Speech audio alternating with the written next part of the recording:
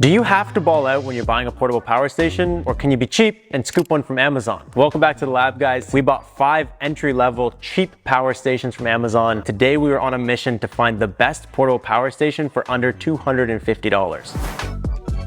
So first up, we got the Anker 522. Anker, I don't know what you're doing naming all your tiny power stations, starting with 500 series. Regardless, this is a 299 watt-hour unit. It has a 300 watt inverter and it costs $260. Now that is $10 over our limit, but this is purchased to be the control. Anker's a well-known brand. They make a really good product. We basically just wanted to see how everything else stacked up against a properly built good unit. Coming in at $159 with a coupon, we got the Gulu. This thing is the most legit looking unit we probably got from Amazon. Mind you, it's a little There's some literal goo around the Gulu logo. The screen is completely mangled. It looks like someone rubbed crusty bread all over it. This is another 299 watt-hour unit. It's got a 300 watt inverter. Next up, we got the unit with the most features, but the one that looks the oldest. This thing looks like it spent time in the trenches, dude. This thing looks like a World War II lunchbox. It's the Allpowers S300. This thing has a 288 watt-hour battery. It also has a 300 watt inverter. It feels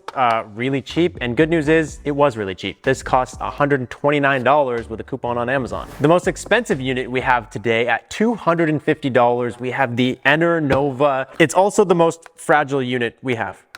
The plastic is very cheap, like I just don't trust it. It's got this really cool interchangeable handle on the top. It's got a 288 watt-hour battery with a 600 watt inverter, so it kind of justifies the price tag.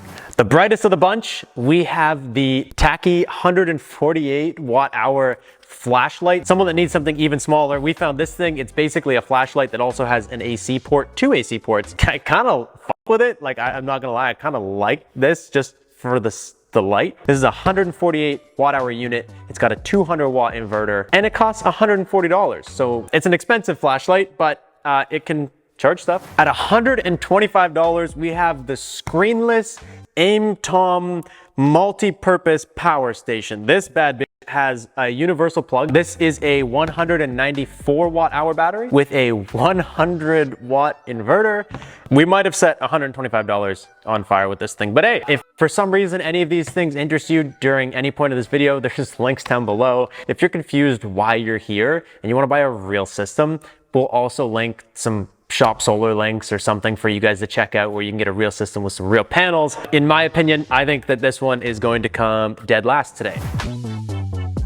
But before we put these things to the test, we're gonna start with giving them a quick ranking just based on features. What can they do and how can they do it? So as expected, in dead last, 6th place, we got the Aimtom. This thing just lacks features. It has 1 DC input, it has this 1 AC output, has 3 USBs and 3 barrel connectors. There's really nothing going on here. In 5th place, we got the Chicken Tikka. This thing has 2 AC ports, which is nice. It has 2 USBs, 2 USB-Cs, 1 input, and 1 DC output. That's it. In 4th place, surprisingly, we have the Anker. Starting on the back, we have 1 input for the whole unit. It has a 12-volt car socket, which is nice.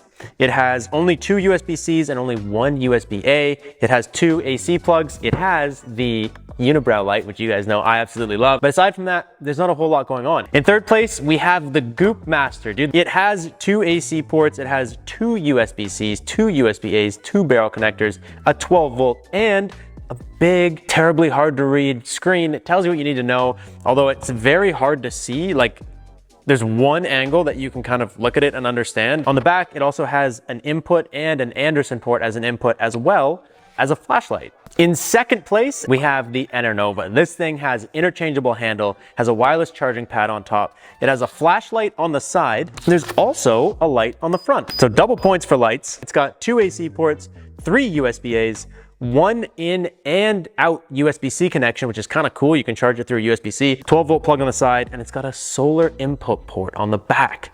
And in 1st place, we got the Allpowers, dude. The World War II lunchbox made it to the top of the list.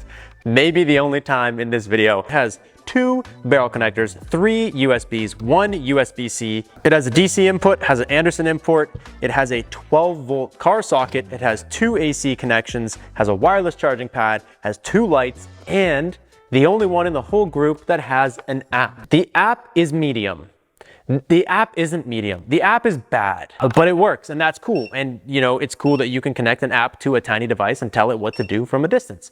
So for that, it comes in first place. But before any of you jump out of your seat, I know you're wondering, yes, all of these units pass the Tiny Baby lift test. Tiny Baby can actually curl all of these at once. But you guys should know that being lightweight and being jammed full of features is only half the battle. So we made sure to put these things to the test.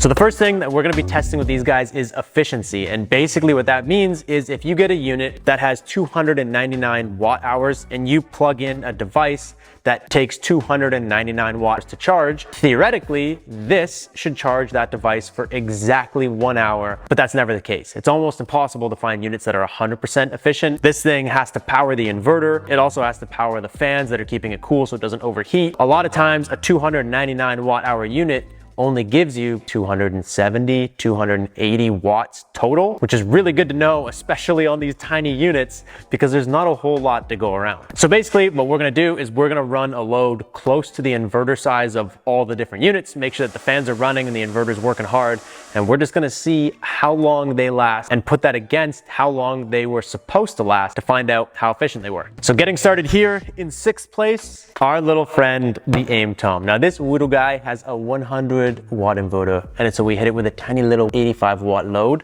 and it should have lasted for 137 minutes. It actually lasted for 101, an hour and 41 minutes. So this thing is not super efficient. I'm kind of bummed out. I was actually hoping for a unit that didn't have 2 AC ports to need less power to power the inverter, but it shit its pants and then tipped over onto the floor and cried about it. This thing was 73% efficient. I told you, features are only half the battle. It has a 288 watt hour battery, and we connected it to a 235 watt load. Something to note is that that load is the same load that we used on the Anker, and the Anker read it as almost 270 watts, I believe. This screen, I don't think has been telling us the truth at all. Regardless, 288 watt hours running 235 watts. It should have lasted about 74 minutes, and this thing lasted 56. So it's about 75% efficient. Not terrible. I will give this thing, it tried so hard, dude. This thing said 2% battery life and 3 minutes remaining till it was dead for 8 minutes. In 4th place, we had, surprisingly, the Anker. Now this thing has a 299 watt hour battery with a 300 watt inverter, and we hooked it up to a 270 watt load. So theoretically, this thing should have lasted about 66 minutes. It actually lasted 50 minutes and 20 seconds. So this guy is not much higher than the All Powers at 76% efficiency. But what I will give you is this was the coolest unit after the testing. I think that a lot of the efficiency was lost just due to the fans cooling it down. In 3rd place, we got the Goop Master Flex. This thing also has a 299 watt hour battery. It's got a 300 watt inverter, and we hooked it up to a 250 watt load, and it was supposed to last 72 minutes. It actually lasted 58 minutes and 37 seconds, which is incrementally getting better. At the end of the day, 81%, this thing got an A-. That's not too bad for efficiency. Something I did note with this unit though was as soon as it got to 15%, it just started tanking. Like right in the last crucial moments where you need to know what percent your unit's at, and it basically just shut off within a minute of it getting to 15%. So that's something good to know in case you bought one for some reason. In 2nd place with a 600 watt inverter, we hit the Energnova with a 510 watt load. It only has a 288 watt hour battery though, so it was only supposed to last about 33.8 minutes or something like that. And this thing lasted 33.1 minutes. That's fucking good. I think that's 98% efficiency, dude. Something to note that I noted as soon as we started this test, this thing smelled like burning plastic the whole time. And so it crushed the test. This time, I don't know how many times it will crush the test before it crushes itself. And in 1st place, absolutely surprising us, was the Chicken Tikka, dude. This thing smash. This has just got a little 148 watt hour battery. This did what I was hoping the AimTom would do. 148 watt hour battery with a 200 watt inverter. So we hit this with a 175 watt load. It should have lasted about 50 minutes or so. And the total runtime was 54 minutes on this guy. This is more than just a flashlight, dude. This thing actually packs a punch. This is sick. And something cool to note is that it still had battery inside of it. It just didn't have enough to power the AC inverter. This guy was 107% efficient. Where this thing fell a little flat was on our next test, where instead of taking power out of it, we tried to put power in it. So something cool to note is that I said earlier this one has a solar input, but all these units have a DC input, and that just means you could basically charge any of them with a solar panel. We hooked up our shade stopper panel, which is like kind of the best option if you're going to be using a non-name brand unit. It comes with all these different plugs and ports and stuff. You could plug this panel into literally anything, and we plugged that panel into all these units and they all accepted solar. Now it's kind of hard to get an accurate solar input test, so we just wanted to make sure they all worked, and they do. But they all also came with a AC charger. So we plugged all these units into all of the chargers that they came in the box with. Tied for dead last, we got the AimTom and the Chicken Tikka. These guys, we basically killed the test after 5 hours. These are the smallest units we have. This thing was in the lead. Actually, the AimTom was falling behind, but we don't really know by how much. They don't have a screen. For 148 watt hours, it's just not worth waiting 5 hours and watching paint dry like that. In fourth place, we have the Goop Master. This came with an extremely disappointingly large power brick that was only 90 watts. So it took a painful 4.5 hours to charge 299 watts. In third place, we have the All Powers, which is actually surprising because the Amazon listing says it's gonna take 7 to 8 hours to charge this dude. This one came with an 80 watt power block, which is even smaller than the Gulu, but somehow it managed to get the power into it faster. It took 4 hours and 16 minutes to fully charge this thing up. In second place, we have the Anker 522. This did exactly what it said it was gonna do. It advertises a full charge from an AC outlet in 3.5 hours, and we charged this thing all the way to 100% in 3 hours and 31 minutes. So bang on what it said. It did get to 99% in 2 hours and like 45 minutes. So it was a lot faster to the 99%. It was at 99% for like 45 minutes. And no surprise here, this is the one I had some money on, came first place. This thing charged in like 2 hours and 15 minutes or something. What was it? 2 hours and 14 minutes. Super fast charging from this guy right here. Again, something just to be aware of is it smelled like burning plastic. You could cook an egg on the top of this thing. It was hot. Good news is it's winning the tests. Bad news is I don't know how many times it can do any of this stuff before it just goes up in flames. The next test we're gonna run is just a super quick surge test. We're not gonna really rate the units on this. We just wanna make sure that they all perform and work as they should. For example, the Gulu, you probably can't see the screen because this thing sucks. It has a 300 watt inverter with a 600 watt surge. And what that means is like, when you're riding a bike, you know how when you get on a bike, it's like kind of hard to pedal at first, but then as you get moving, it gets pretty easy to pedal and you're just cruising. If you have something that takes 200 watts to cruise, but getting it going might take like 500, it'll surge to 500 and then come back down and run at 2. So basically all power stations have a surge rating so that you can fire something up that's a little bit beyond the capacity just to get it running. We're gonna test that right now real quick. We have this little portable kind of heater thing. I just wanna make sure that this will run above 300 watts. That's kind of the whole test. So plug the heater in to here, turn on the AC outlets. If you turn this on to just like fan mode, you can see it runs about 20 watts, which is not bad.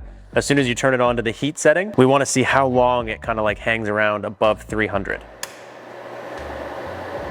Okay, so instantly it jumps above 3. It's climbing, and then it just killed it. The good news is just that it works. All powers. Okay, we got the fan. You can see what I mean, dude? This thing just ran 19 watts, the Gulu, and this says 8 watts for the fan. So it's clearly f***ed. Anyways, flick on the power. 235, 300. So this one actually did a good job. It's climbing, it's passing. It's probably gonna, yeah. Couple seconds. Well, we're getting a couple seconds out of all of them. This thing has a 600 watt inverter. So these ones were 600 watt surge. This one is 600 watts. So I'm gonna crank the heater up on this one extra crank. Just to confirm, the fan is 20 watts, just like every other unit says. And then if we crank this thing double up, should go to about 750 watts. So that's past what it's rated for. Everything now is technically a surge.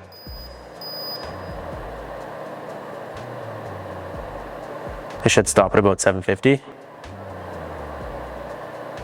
Oh, there it goes. That was actually quite long, I would say. This one I have suspicions about. We're just gonna try it. Why do you have suspicions? Because the more you blow your surge, like the more you keep hitting it and turning the inverter off, hitting it, turning the inverter off, every time you like basically like blow the fuse, it's kind of bad for the inverter in a way. And so Anker knows that people are gonna be disrespectful with their small stuff. And I think it's gonna limit voltage based on what we've seen in the past instead of surging. And then we turn it on. Yeah, so do you hear that? It's just limiting voltage. What this means is like, if you had something that surges quickly, it would allow it. But as soon as it detects that this is gonna be a constant draw, it's not just a spike, it basically just goes no. And instead of burning it out, what it's doing is it's dropping the voltage. So instead of this being 120 volts, it pulls it back, I don't know to where, to make sure that the wattage output is no more than 300. So you can hear it if you just stand there and listen. When we turn on the heater, it tries to come on and then the heater dies down. You hear it just get sad? Mm-hmm.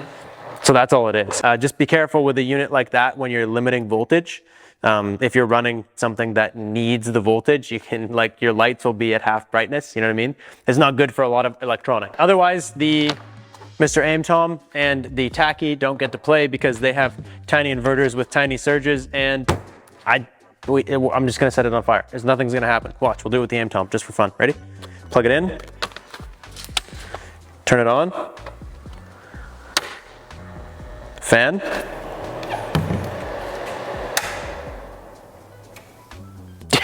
We need like a mousetrap sized fan to test the surge on this, and we just don't have it because here at the lab we don't play with kids' toys. So at the end of the day, this is kind of how the units laid themselves out based on the testing we did from best to worst. If you account the price, the features these things have, how they performed in all of our tests, it looks like this. But at the same time, we've actually been hands-on playing with these things for about a week at this point, and I strongly disagree with that. So let's rearrange this, and I'm gonna tell you kind of what I would buy if you dare to buy any of these. So first up, in dead last, I would not recommend buying the Aimtom. And because I assume you guys are watching this to get a grip on actual power stations, the Tacky comes in 5th place. But side note, I'm keeping it. In 4th place, we got the Gulu, the Goop Master. It looks the most traditional, but if you're just trying to be cheap and get a cheap power station, there is better power stations for cheap. In 3rd place, the Warvet itself, the All Powers. This thing is medium. If you're trying to spend less than 200 bucks,